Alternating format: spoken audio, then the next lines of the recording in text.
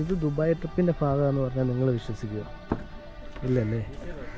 സത്യം, ഇത് ദുബായ് തന്നെയാണ്.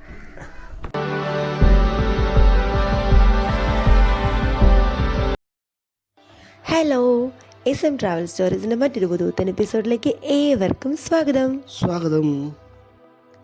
അപ്പോൾ ഗോർഫ് കാലിലെ വിശേഷങ്ങളൊക്കെ നിങ്ങൾ കഴിഞ്ഞ വീഡിയോയിലൂടെ കണ്ടിട്ടുണ്ടാവും. അപ്പോൾ അവിടെ നിന്ന് ഞങ്ങളിപ്പോൾ മറ്റൊരു സ്ഥലത്ത് എത്തിയിരിക്കുകയാണ്, ഖോർ ഖൽബ മാംഗ്രോവ് സെൻറ്റർ.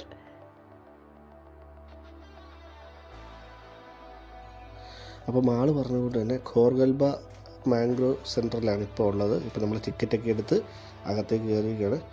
അപ്പോൾ ഇവിടുത്തെ ടൈമിങ് കാര്യങ്ങളൊക്കെയാണ് ഈ പുറത്ത് കാണിച്ചിരിക്കുന്നത് നോട്ടീസിലുള്ളത്. 15 AED ആണ് നമുക്ക് ഇവിടെ കയറാനായിട്ട് ഒരാൾക്ക് ടിക്കറ്റ് റേറ്റ് ആയ. 12 വയസ്സിൽ താഴെയുള്ള കുട്ടികൾക്കൊക്കെ ഇവിടെ ഫ്രീ ആണ്. അപ്പോൾ നമ്മൾ ടിക്കറ്റൊക്കെ എടുത്തു. നമ്മൾ നേരെ ഇവിടെ നിന്ന് നമുക്ക് ഒരു വണ്ടിയുണ്ട്, ബഗ്ഗിയുണ്ട്, നമുക്ക് ഇലക്ട്രിക് വണ്ടിയാണ്. അതിലാണ് നമ്മളെ അകത്തേക്ക് കുറച്ച് ദൂരം അവർ കൊണ്ടേ വെക്കുന്നത്. അപ്പോൾ അതിൽ കയറി നമ്മളിപ്പം അകത്തേക്ക് പോയിക്കൊണ്ടിരിക്കുകയാണ്.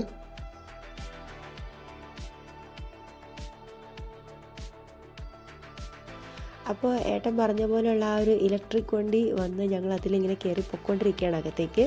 ഒരുപാട് ദൂരമൊന്നും ഇല്ല ആ ഒരു യാത്ര, വളരെ കുറച്ച് ദൂരത്തേക്ക് മാത്രമേ ഉള്ളൂ. നമ്മളതേ ഒരു അകത്തേക്ക് ഉള്ളിലേക്ക് കൊണ്ടുവന്നിട്ട് ഈ ഒരു ഏരിയയിൽ കൊണ്ടുവന്ന് നമ്മളവരെ ഇറക്കി വിട്ടു.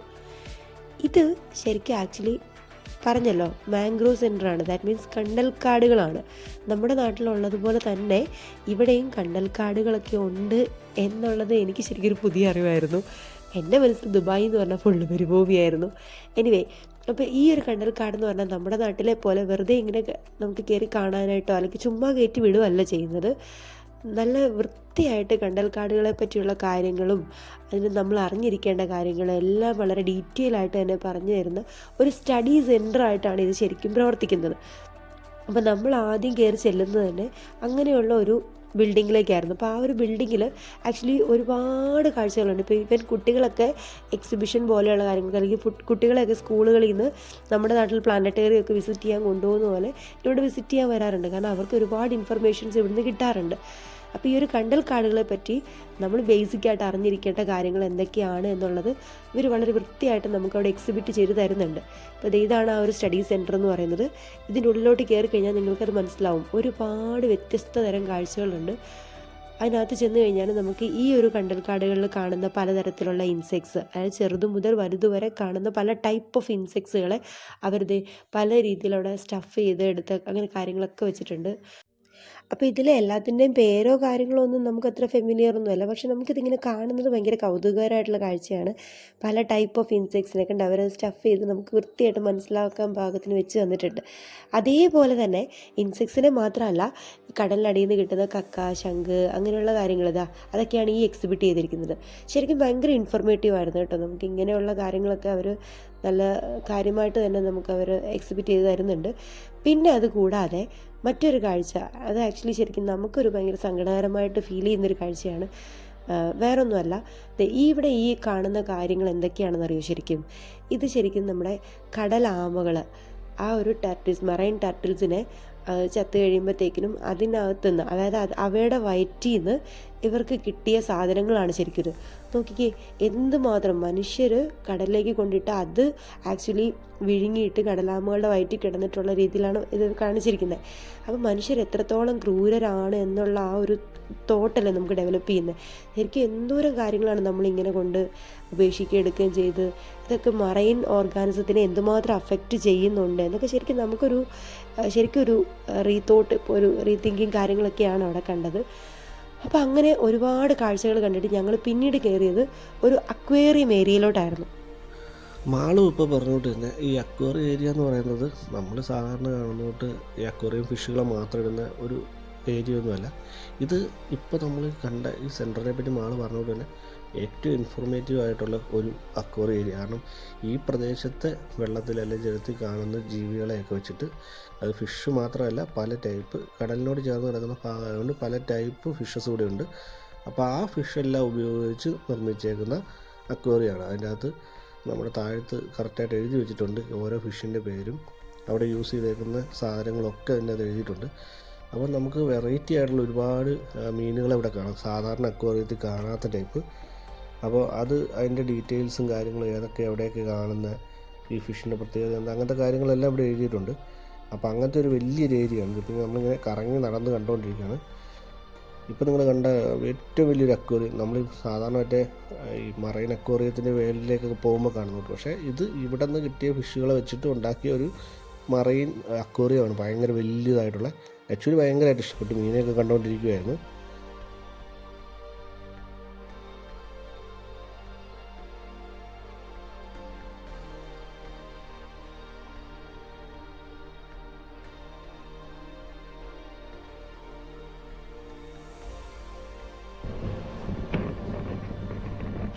അതെ, മറ്റേ സാധനം കടൽ ചേന.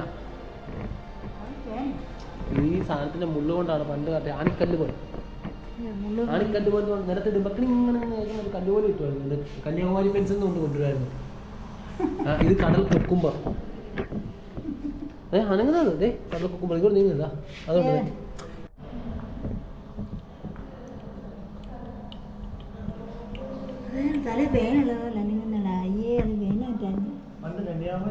കന്യാകുമാരി പെൻസിൽ അതന്നെ.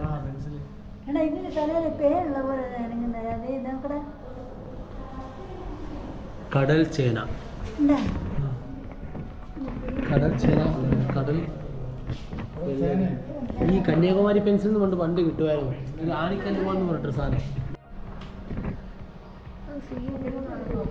പേരില്ല. സീ അനിമോൺ ആണ്. സീ അനിമോൺ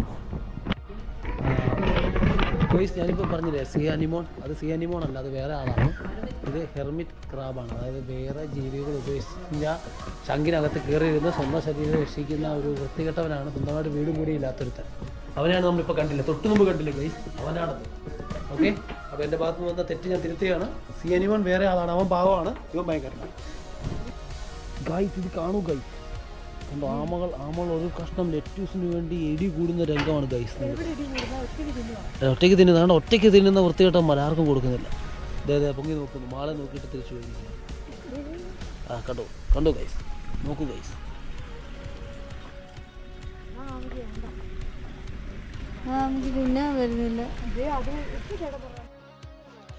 ഇപ്പം നിങ്ങൾ തന്നെ ഓഡിയോയിൽ കേൾക്കുന്നുണ്ടാവുമല്ലോ അല്ലേ, ഞങ്ങളവിടെ സംസാരിക്കുന്നതൊക്കെ എന്തൊക്കെയാന്ന്. ശരിക്കും നമ്മൾ ഫാമിലി പോകുമ്പോൾ ഉള്ളതിൻ്റെ ഒരു ഭയങ്കര രസമാണ് കേട്ടോ അതൊക്കെ.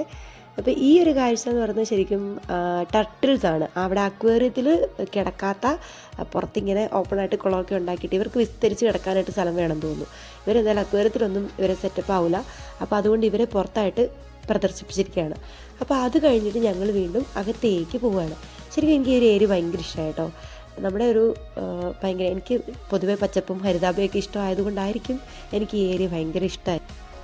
അപ്പോൾ ഞങ്ങൾ ആ മാംഗ്രൂവ് സെൻറ്ററിൻ്റെ അകത്തേക്ക് നമ്മൾ കയറുകയാണ്.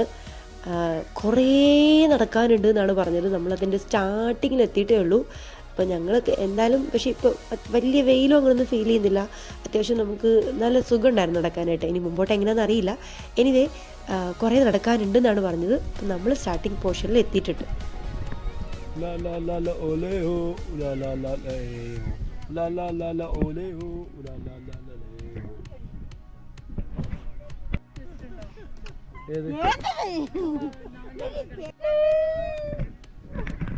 കിട്ടിയാണോ?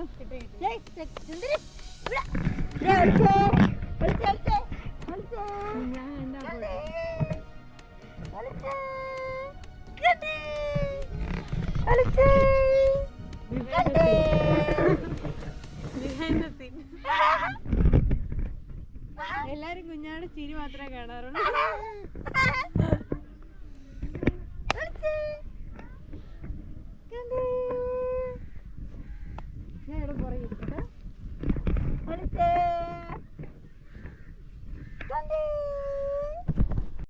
അപ്പോൾ നിങ്ങളിപ്പോൾ കണ്ടല്ലോ ഞങ്ങളിവിടെ കിടന്ന് എന്തൊക്കെയാണ് കാണിക്കുന്നതെന്ന്. ശരിക്കും അകത്തോട്ട് കയറി കഴിഞ്ഞപ്പോൾ ഒരു വലിയൊരു ഇങ്ങനെ ഒരു പച്ച വിരിച്ചൊരു പുൽമേട് കിടക്കുന്ന പോലെ കിടക്കുകയാണ്. അപ്പോൾ ശരിക്കും ആക്ച്വലി എനിക്ക് ഇങ്ങനത്തെ ഒരു സ്ഥലം ഭയങ്കര ഫേവറേറ്റ് ആയിട്ടോ. അപ്പോൾ എനിക്കെന്തോ പണ്ട് തൊട്ടേ അങ്ങനത്തെ സ്ഥലങ്ങൾ ഭയങ്കര ഇഷ്ടമാണ്. അപ്പോൾ നച്ചു ആണെങ്കിൽ നച്ചിന് ഫ്രീഡം കിട്ടി. ഇത്രയും നേരം നമ്മുടെ കയ്യിലൊക്കെ ഇരുന്ന് നമ്മൾ ആളെ അങ്ങനെ കാര്യമായിട്ട് താഴേക്ക് ഇറക്കി വിടുന്നൊന്നും ഇല്ലാത്തതുകൊണ്ട് ഭയങ്കര മടുപ്പായിരുന്നു. അപ്പോൾ ആളെ അങ്ങ് വിട്ട് കഴിഞ്ഞപ്പോഴത്തേക്കിനും അവളും ഭയങ്കര ഉഷാറായി. അപ്പോൾ ഇവിടെ വന്നപ്പോൾ ഞങ്ങൾ കണ്ടല്ലോ, ഞാൻ ഫോട്ടോ എടുക്കുന്നുണ്ട്. അച്ചുവിൻ്റെ ഫോട്ടോ എടുത്ത് കുറേ ഫോട്ടോ എടുത്തു. അത് കഴിഞ്ഞപ്പോഴത്തേക്കിനും രേവതി എസ്തറ്റിക്കായിട്ട് ചെരുപ്പിൻ്റെ ഫോട്ടോ എടുത്തു. അങ്ങനെ വ്യത്യസ്ത തരം ആളുകൾ അടങ്ങുന്ന ഒരു പ്രത്യേകതരം കുടുംബമാണ് ഞങ്ങളുടെ. എന്തായാലും ഞങ്ങൾ ഭയങ്കരമായിട്ട് എൻജോയ് ചെയ്തു. ഇതൊരു ഫാമിലി ഫോട്ടോയുടെ നടക്കാണ്. ചേട്ടനും രേവതി ഇല്ലാന്നല്ല, അവർ സെറ്റ് ചെയ്തുകൊണ്ടിരിക്കുകയാണ്. ഇതെൻ്റെ ഭയങ്കര വലിയൊരു ആഗ്രഹമായിരുന്നു, ഇതുപോലൊരു ഫാമിലി ഫോട്ടോ ഞങ്ങൾ ദുബായിൽ ചെല്ലുമ്പോൾ എടുക്കണം എന്നുള്ളത്. അത് ഞങ്ങൾ നേരത്തെ തൊട്ടേ പ്ലാൻ ചെയ്തതാണ്. ആ ഒരു ഫോട്ടോ ആണ് ഈ കാണുന്നത്. ശരിക്കും ഭയങ്കര ആഗ്രഹിച്ചെടുത്തൊരു ഫോട്ടോ ആണ് കേട്ടോ.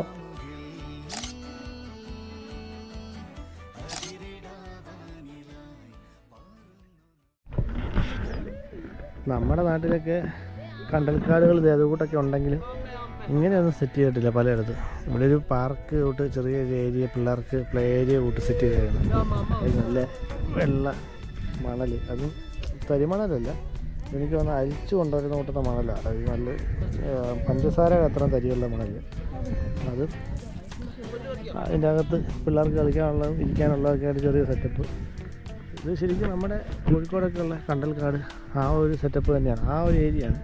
അത് കാണാനായിട്ട് നല്ല ഭംഗിയായിട്ട് അറേഞ്ച് ചെയ്തിട്ട് ഇതിനകത്തൂടെ നടന്ന് കാണാനും ഒരു ഇൻഫർമേറ്റീവ് സെൻറ്ററൊക്കെ അവിടെ പണിത് വെച്ചിട്ടുണ്ട് പല സ്ഥലത്തായിട്ട്. നിങ്ങൾ ആദ്യം കാണിച്ച കൂട്ട് തന്നെ അതിൻ്റെ അകത്തൂടെ നമുക്ക് കുറേ വിഷ്വൽസ്, ഈ പറഞ്ഞ ഇതിനെപ്പറ്റിയുള്ള ഇൻഫർമേഷൻസ് കിട്ടുന്ന രീതിയിൽ കുറച്ച് ക്രിയേറ്റീവായിട്ട് അവർ അവിടെ അറേഞ്ച് ചെയ്ത് വെച്ചിട്ടുണ്ട്. പിന്നെ ഇതൊക്കെ കണ്ടില്ലേ, ഒരു ചെറിയ വഴിയാണ്, പക്ഷേ അത് അറേഞ്ച് ചെയ്തേക്കുന്ന പൊട്ടിച്ചെടുത്ത പഴയ കോൺക്രീറ്റിൻ്റെ കല്ല് കൊണ്ടൊക്കെയാണ് സെറ്റ് ചെയ്തേക്കുന്നത്. പക്ഷേ നല്ല രസമുണ്ട് കാണാനായിട്ട്, ഒരു വേറൊരു ഫീല് ആ സ്ഥലം ഫുള്ള് കാണാൻ. അങ്ങനെ ഫോട്ടോ എടുക്കലും പരിപാടിയൊക്കെ കഴിഞ്ഞിട്ട് ഞങ്ങൾ ഇതാ ഉള്ളിലോട്ട് കയറുകയാണ്. വീണ്ടും കുറേ നടക്കാണ്ടെന്ന് ഞാൻ ആദ്യമേ പറഞ്ഞല്ലോ, നമുക്ക് ദൂരെ കണ്ടൽക്കാടൊക്കെ കാണാൻ പറ്റും. ഈ ഒരു ഏരിയയിലോട്ട് വന്നപ്പോൾ ശരിക്കും ഇവിടെ വീഡിയോ മ്യൂട്ട് ചെയ്തിരിക്കുന്നതുകൊണ്ടാണ് ഭയങ്കര സൗണ്ട് കേൾക്കാറുണ്ട് കേട്ടോ. ഞങ്ങളിങ്ങനെ എന്താണെന്ന് ആലോചിച്ചത്. അപ്പോൾ അവിടെ ബോർഡ് കണ്ടു, ഇതൊരു ഏവിയറിയാണ്. ഏവിയറി എന്ന് പറയുമ്പോഴത്തേക്കിനും അറിയാമല്ലോ, അവിടെ ബേഡ്സാണ്. ബേഡ്സിനെ നമ്മൾ വേറെ സ്ഥലത്തു നിന്നൊന്നും കൊണ്ട് കൂട്ടിലിട്ടേക്കല്ല ആക്ച്വലി. ഇതൊരു ബയോ റിസർവ് പോലെ, അതായത് ഈ ഒരു കടലിൻ്റെ മേളിൽ കാണുന്ന തന്നെ, അല്ലെങ്കിൽ അവിടെ തന്നെ പക്ഷികളുണ്ടാവുമല്ലോ, കുറേ ടൈപ്പ് ഓഫ് ഡിഫറെൻ്റ് ആയിട്ടുള്ള ബേഡ്സ് ഉണ്ടാവും.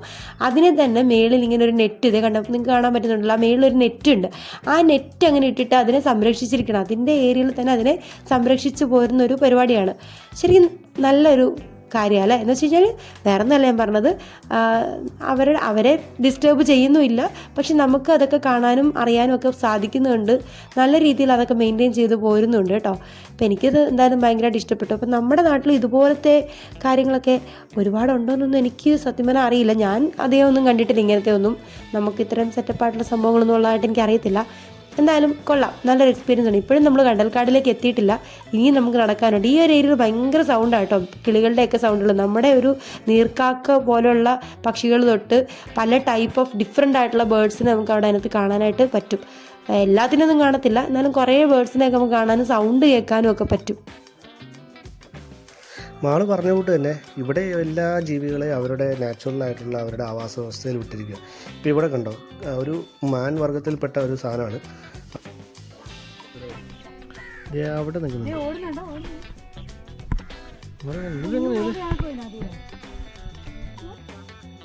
ഇത്രയും വിശാലമായിട്ടൊരു ഏരിയയിലാണ് ഇതിനെ വിട്ടിരിക്കുന്നത്. പക്ഷെ നമുക്ക് കാണാനായിട്ട് വലിയ പാടാണ്, ഇച്ചിരി അകലെയാണ്. നമുക്കിവിടെ നോക്കിയൊരു ആടാണെന്ന് തോന്നും, ഒരു മാൻവർഗത്തിൽപ്പെട്ട മറ്റോ ആണ് ജീവി. അപ്പോൾ നമുക്ക് ഒത്തിരി നടക്കാനുണ്ട്. പക്ഷേ ഒരു രസം എന്ന് വെച്ച് കഴിഞ്ഞാൽ ഇവിടെ ഇങ്ങനെ നടക്കുമ്പോഴത്തേക്കും ഒരു പ്രത്യേക ഭംഗിയാണ് സ്ഥലത്ത്. നമുക്ക് വലിയ മരങ്ങളോ കാര്യങ്ങളോ ഒന്നുമില്ല. ഇതിലേ ഇങ്ങനെ നടന്ന് അങ്ങേയറ്റത്തുള്ള കണ്ടൽക്കാടിലേക്കാണ് നമ്മളീ പൊയ്ക്കൊണ്ടിരിക്കുന്നത്. നമ്മുടെ നാട്ടിൽ ഇതൊക്കെ ചെയ്യാമെന്ന്, പക്ഷേ ഇതിങ്ങനെ അറേഞ്ച് ചെയ്യാനായിട്ടും അതിനെ മെയിൻ്റെനൻസ് ചെയ്ത് എങ്ങനെ കൊണ്ടുപോകാനും ഒക്കെ പറ്റുകയാണെങ്കിൽ കണ്ടൽക്കാടും അതിൻ്റെ പരിസരവും, അല്ലെങ്കിൽ നമ്മുടെ നാട്ടിലെ ഉണ്ട് ഇത് കൂട്ടത്, പക്ഷേ ഇത്രയും എനിക്ക് തോന്നുന്നില്ല ഇത്രയും ഒരു നല്ല രീതിയിൽ ഇത് മെയിൻറ്റെയിൻ ചെയ്ത് പോകുന്നുണ്ടെന്ന്. പക്ഷെ ഇവിടെ അടിപൊളിയാട്ടോ, നല്ല രസമുണ്ട് കാണാനായിട്ട്. ഇവിടെ ഒത്തിരി ഇൻഫർമേറ്റീവ് ആയിട്ടുള്ള കാര്യങ്ങൾ ഇവിടെ ഓരോ ചെറിയ ബോർഡുകളിലും ഒക്കെ ഉണ്ട്. പോലെ അത് കഴിഞ്ഞ് ഇങ്ങോട്ട് ഓരോരോ സ്പോട്ടായിട്ട് തിരിച്ചിട്ട് ഒട്ടും ബോറടിക്കത്തില്ല, നല്ല രസമുണ്ട്. അപ്പോൾ നടന്ന് വരുമ്പോൾ വീണ്ടും ഒരു ചെറിയൊരു ഏരിയയിലേക്കാണ് വരുന്നത്. അതിൻ്റെ ഏരിയയിലേക്ക് നമ്മൾ അടുത്തുകൊണ്ടിരിക്കുകയാണ്. ഇവിടെ നമ്മുടെ നാട്ടിലെ പൊന്മാനെയാണ് ഇവിടെ ഏരിയക്കകത്തിട്ടേക്കുന്നത് നമുക്ക് കാണാൻ വേണ്ടി. നമ്മളെ കൂട്ടുള്ളവർക്കൊന്നും വലിയ കൗതുകമൊന്നും ആയിരിക്കില്ല, നമ്മുടെ നാട്ടിൽ പൊന്മാനൊക്കെ ഇഷ്ടംപോലെ കണ്ടിട്ടുണ്ടാവും. പക്ഷേ ഇവിടെ വരുന്ന മറ്റുള്ളവർക്ക് നോക്കുമ്പോഴത്തേക്കും ഇതിനെയൊക്കെ അങ്ങനെ കാണാനായിട്ട് കിട്ടുന്ന വലിയ പാടാണ്.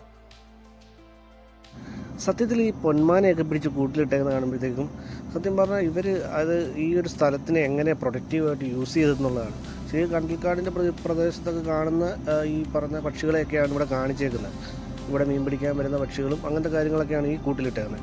അപ്പോൾ നമ്മുടെ നാട്ടിൽ ഇതുകൊണ്ട് കണ്ടൽക്കാടിൻ്റെയൊക്കെ പരിപാടികളൊക്കെ തുടങ്ങുകയാണെങ്കിൽ, അല്ലെങ്കിൽ ഇങ്ങനത്തെ ഒരു സ്ഥലം തുടങ്ങുകയാണെങ്കിൽ നമുക്കും കൊണ്ട് ഇഷ്ടംപോലെ പക്ഷികളും ദേശാടന പക്ഷികളും ഒക്കെ വരുന്ന സ്ഥലങ്ങളുണ്ട്. അവിടെയൊക്കെ ഇതുകൂട്ടത്തെ ഇങ്ങനെ ഒരു പ്രദർശനമുള്ള രീതിയിൽ വെക്കുവാണെങ്കിൽ നല്ലത്. ഇതുകൂട്ടത്തെ 3 പക്ഷികളാണ് ഇവിടെ ഉള്ളതെന്നാണ് കാണിക്കുന്നത്. പക്ഷേ ഞങ്ങൾ നോക്കിയിട്ട് ഒരു കിങ് ഫിഷറിനെ മാത്രമേ കണ്ടിട്ടുള്ളൂ. അപ്പം നമ്മുടെ നാട്ടിൽ കുളക്കോഴി കൂട്ടത്തെ പക്ഷിയൊക്കെ ഇവിടെ കൊടുത്തത്.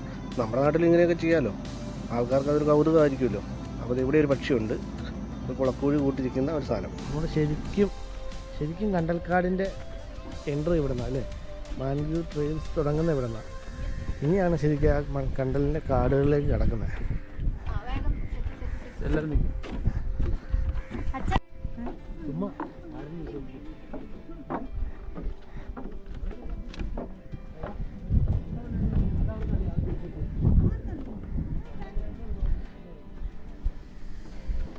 മുഴുവൻ കണ്ടൽക്കാടുകളാണ് ആ ഭാഗത്ത് കാണുന്നത്. നമ്മൾ അങ്ങോട്ട് ഇപ്പം എൻ്റർ ആവുന്നുള്ളൂ. നല്ലൊരു തടിപ്പാലം, തടിയാണെന്ന് തോന്നുന്നില്ല, ഇതിൻ്റെ അടിഭാഗം കണ്ടിട്ട് തടി കൂട്ട് ഉള്ള തടിയാണെന്ന് തോന്നുന്നു കേട്ടോ, ഒറിജിനൽ തടിയാണെന്ന് തോന്നുന്നു. ഭയങ്കര രസമുണ്ട്, നല്ല രസമുണ്ട്, നല്ല കാറ്റൊക്കെ ഉണ്ട്. ഈ നമ്മുടെ അഴിമുഖം കൂട്ടത്തെ സ്ഥലമാണ്, കടലും ഏതോ നദിയുടെ ഭാഗങ്ങൾ വന്ന് ചേരുന്നൊരു ഭാഗമാണ്. അവിടെയാണ് ഈ കണ്ടൽക്കാടിൻ്റെ സെറ്റപ്പ്, അടിപൊളിയാണ്.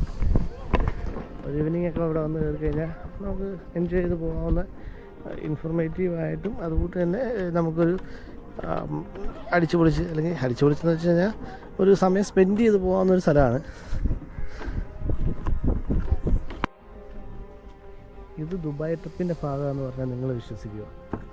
ഇല്ലല്ലേ? സത്യം, ഇത് ദുബായ് തന്നെയാണ്. ഇതിൽ രസം എന്താണെന്ന് വെച്ച് കഴിഞ്ഞാൽ ഇത് ഞങ്ങളൊരു ദുബായ് ട്രിപ്പിൻ്റെ ഭാഗമാണെന്ന് ആരെങ്കിലും പറഞ്ഞ് ആരെങ്കിലും വിശ്വസിക്കുമോ എന്നുള്ള അല്ലേ ആള്. ദുബായിലെ കണ്ടൽക്കാടുകൾക്കിടയിൽ കൂടെയാണ് ഞങ്ങളിപ്പോൾ നടന്നുകൊണ്ടിരിക്കുന്നത്. കമ്പുണ്ടാവും അത്.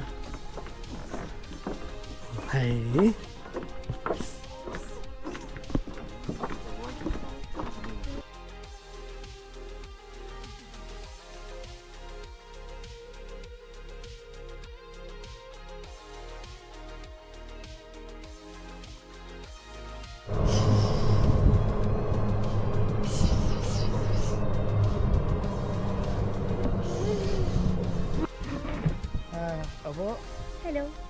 അപ്പോൾ നമ്മൾ ഇന്നത്തെ വീഡിയോയിൽ നിങ്ങൾ കണ്ട കാഴ്ചകളെന്ന് പറയുന്നത് ദുബായിൽ ഇതുവരെ അങ്ങനെ, ഞാൻ തുടക്കത്തിലേ പറഞ്ഞല്ലോ, നമ്മൾ ദുബായിൽ സാധാരണ നമ്മൾ കാണാറുള്ള സ്ഥിരമായ ആൾക്കാർ വന്നു പോകുന്ന ഐക്കോണിക് ആയിട്ടുള്ള ദുബായ് മാള്, ബുർജ് ഖലീഫ, അങ്ങനത്തെ സ്ഥിരം പ്ലേസസ് അല്ലാതെ ഭയങ്കര ദുബായുടെ ഒരു വ്യത്യസ്തമായ മുഖമാണ് നമ്മൾ ഇന്നത്തെ ഒരു എപ്പിസോഡിൽ കണ്ടത്.